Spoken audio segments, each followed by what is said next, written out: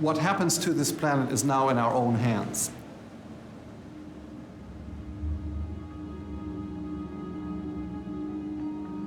When you take any drop off the ocean anywhere, and you look under a microscope, there's so much beauty there on this tiny scale, this miniature architecture that I never tire of looking at. Our first speaker is Boris Worm, and he's published a number of important and controversial papers in recent years on the decline of phytoplankton. When I give a talk on plankton, I say, first of all, let's take a breath and let's take a second breath, and then contemplate the fact that that second breath came from the ocean, because it was produced ultimately by phytoplankton, which produce half of the oxygen we breathe. We're aware that we're changing the ocean at a global scale. So there's multiple human impacts ranging from fishing to climate change and acidification, implying that no part of the ocean is free from human impact. Using satellite imagery and other data, Dr. Worm determined that we may have lost 40% of plankton production in just the last 50 years.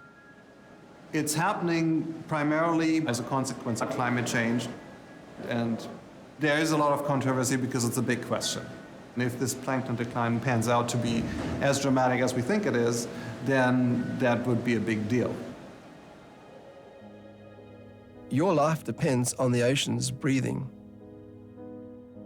And in fact, animals could only exist on land after plankton in the oceans had produced enough oxygen for them to live by.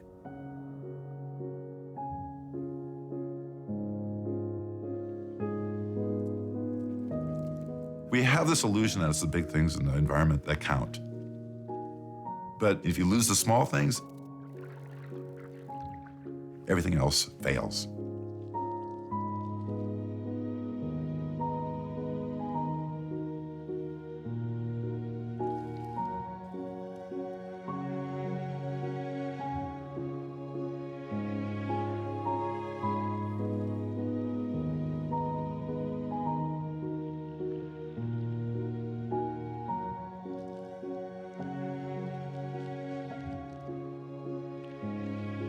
It's like there's this incredible web where we're all connected. And if you take out one little thing, let's say like plankton, everything, the whole web collapses.